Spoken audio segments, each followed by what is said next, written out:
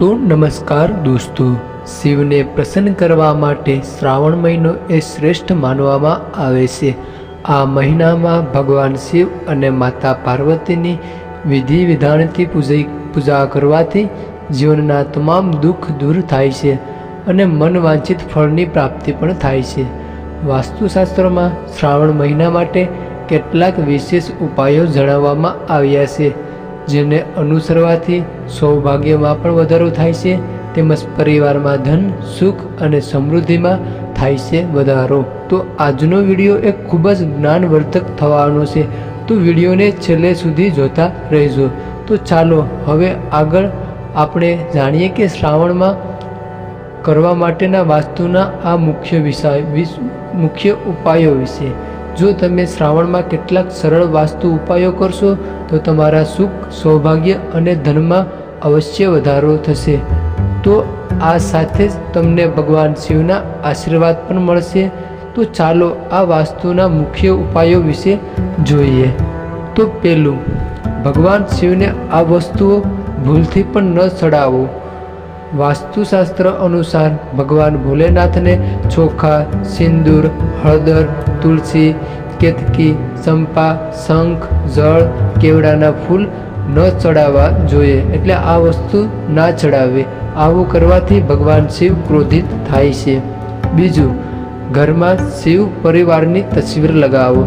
જો તમારા ઘરમાં મહાદેવના પરિવારની તસવીર ના હોય તો તેને અવશ્ય રાખવી.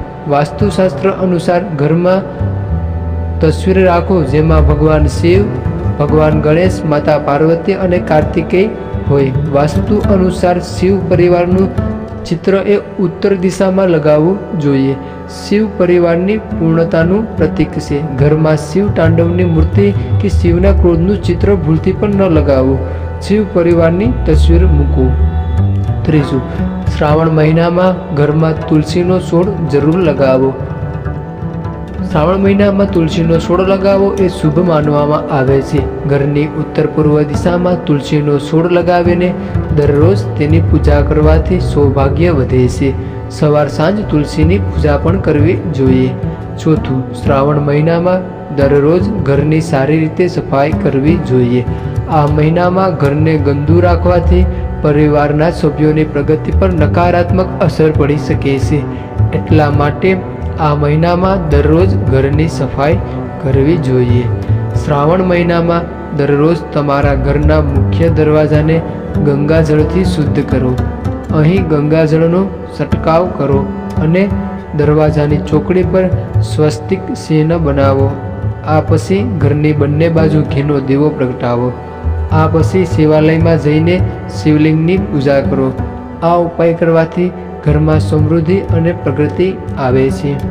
પાંચમું, જો શ્રાવણમાં દરરોજ શક્ય ન હોય તો સોમવાર, મંગળવારે, પ્રદોષ વ્રત અને શિવરાત્રિએ ઘરના મુખ્ય દરવાજાને ગંગાજળથી શુદ્ધ કરો. દરવાજાની ફ્રેમ પર સ્વસ્તિક અથવા ઓમનું પ્રતીક બનાવો. છઠ્ઠું, ભગવાન શિવને બિલીપત્ર અને વેલાના છોડ પસંદ છે. બિલીના ઝાડને જળ ચડાવવાથી ભગવાન શિવ પ્રસન્ન થાય છે. એને પરિવારમાં સુખ સમૃદ્ધિ લાવે છે. વાસ્તુશાસ્ત્ર અનુસાર બિલીનું ઝાડ એ ઉત્તર પૂર્વ દિશામાં લગાવવું જોઈએ. શિવ પુરાણ અનુસાર જ્યાં વેલા લગાવવામાં આવે છે તે જગ્યા કાશી જેવી પવિત્ર માનવામાં આવે છે. સાતમું, શિવજીની ક્રોધિતવાળી તસવીર કે ફોટા ન લગાવો. ભગવાન શિવને ભોલેનાથ તરીકે પણ ઓળખવામાં આવે છે, પરંતુ વાસ્તુશાસ્ત્ર અનુસાર ઘરમાં ભગવાન શિવની ક્રોધિત મુદ્રામાં ક્યારેય કોઈ મૂર્તિ ન રાખવી જોઈએ. તેને વિનાશનું પ્રતીક પણ માનવામાં આવે છે. આઠમું, વેલાના છોડને ઉત્તર પૂર્વ દિશામાં વાવો. ભગવાન શિવજીને બેલીપત્રનો છોડ એ બહુ પસંદ છે. શિવ પુરાણ અનુસાર જે જગ્યાએ બેલીપત્રનો છોડ લગાવવામાં આવ્યો છે તે જગ્યા કાશીની જેમ પવિત્ર માનવામાં આવે છે. ત્યાં કોઈ ગરીબી રહેતી નથી. બીલીપત્રના છોડને જળ ચડાવવાથી ભગવાન શિવ પ્રસન્ન થાય છે અને પરિવારમાં સુખ, સમૃદ્ધિ અને પ્રગતિ આવે છે. વાસ્તુશાસ્ત્ર અનુસાર વેલાનો છોડ એ ઉત્તર પૂર્વ દિશામાં લગાવવો જોઈએ. નવમું, ઉત્તર દિશામાં તસવીર અથવા મૂર્તિ લગાવો.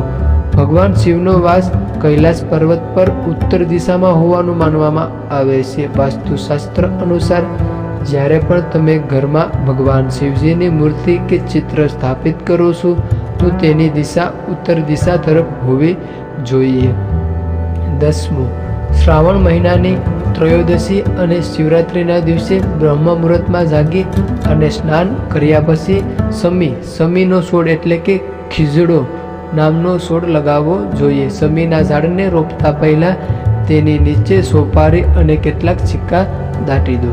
શનિવારે આ પ્લાન્ટમાં એક નાનું શિવલિંગ સ્થાપિત કરો. શ્રાવણ દરમિયાન દરરોજ આ શિવલિંગને જળ અથવા દૂધ ચડાવો.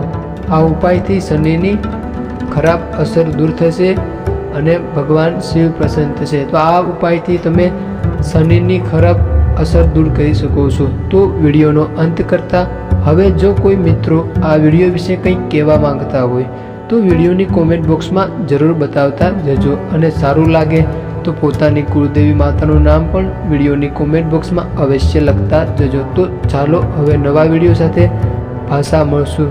તો તમામ મિત્રોને હર હર મહાદેવ.